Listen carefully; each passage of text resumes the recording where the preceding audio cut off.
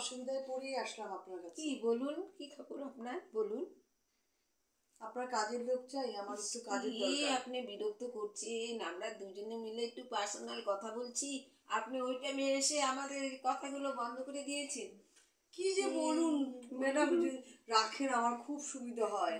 রাখবো রাখবো তো, কিন্তু হ্যাঁ, আপনাকে দেখে তো মনে হচ্ছে না যে আপনি কাজের লোক। কেন বলেন তো মনে হবে না? আমি যে আপনাকে কাজের লোক কোনোদিন কেন? দেখে নাই তো, আপনাকে কোনোদিন দেখে নাই আপনার আমি নতুন আসছি, আমি তো আগে একটু অন্য জায়গায় থাকতাম, এখন আসছি, আমার খুব কাজের দরকার বুঝছেন। একটু নিন না আমাকে কাজের। নেব তো, কিন্তু আমাদেরই কেমন লাগছে, কোনো কাজের লোককে তো দেখি না যে এরকম সেজে গুজে এসে এরকম মানে লোক রাখবে। সাজবো না কেন বলেন তো? সাজবো না কেন বলেন তো?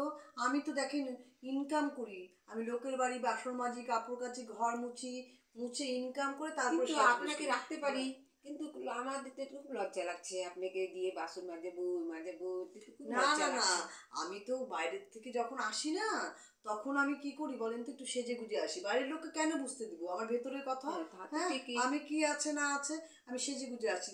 দেখেন না ভেতরে কিন্তু আর একটা জামা পরা আছে, আমি তখন এটা খুলে তখন আমি কাজটা সেরে তারপরে আবার এই ড্রেসটা পরে চলে যাই। ঠিক আছে, আপনার তো হাতে ভাববে যে আমি আপনার হাতে স্মার্টফোন আছে, আপনার কাজের লোক। হ্যাঁ, স্মার্টফোন লাগবে কেন? আমি তো সবার বাড়িতে বাড়িতে ফোন করি, কন্টাক্ট করি। আমাকেও তো কাজের বাড়ির থেকে বলে যে মাসি তুমি চলে আসো।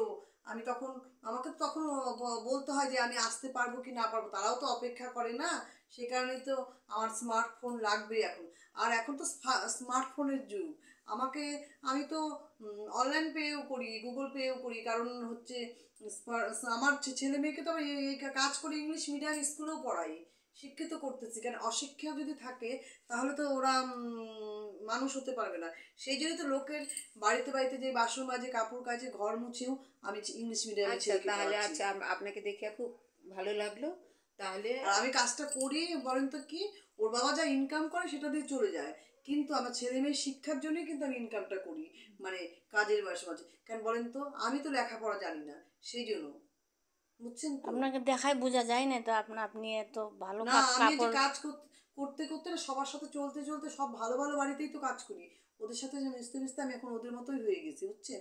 বলে না, রতনে রতন চিরে সৌর চিরে কচু, আমি রতনের সাথে থাকতে থাকতে আমি রতন হয়ে গিয়েছি, এটা বুঝলেন তো তো। ঠিকই আছে, ভালো সাথে থাকলে পরে ভালোই হয়, এটা তো ঠিকই বলেছেন।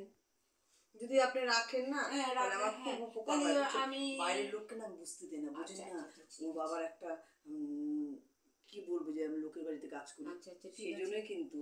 তাহলে তাহলে আপনি হ্যাঁ রাখতে পারি, তাই আপনি তাহলে কত আচ্ছা, নেবেন? আমাকে 3,000 টাকা দিতে হবে। হ্যাঁ, 3,000 আমার টাকা? মানে 5-6টা বাড়িতে কাজ না করলে না পোষায় না, কারণ হচ্ছে আমার ছেলে মেয়েকে পড়াশোনার দায়িত্বটা সম্পূর্ণই আমার, বুঝলেন তো, এক ছেলে এক মেয়ে তো, তাই। তা তো ঠিকই, যে আপনি কাজ করে যে ছেলে মেয়েকে পড়াচ্ছেন, এটাই তো আপনাকে ধন্যবাদ দেওয়া দরকার। আপনাকে আমি নমস্কার জানানো, আপনি যে রাখবেন। হ্যাঁ, রাখবো। হ্যাঁ, হ্যাঁ, ঠিক আচ্ছা, আছে, তাহলে আগামী ঠিক আছে। আগের মাস থেকে আসবো। হ্যাঁ, হ্যাঁ, ঠিক আছে। ঠিক আছে। ধন্যবাদ। হ্যাঁ, ঠিক আছে, কাল আপনাকে নমস্কার করলাম। নমস্কার। ঠিক ঠিক আছে। আছে, আসবেন। তাহলে আপনার অপেক্ষায় থাকলাম।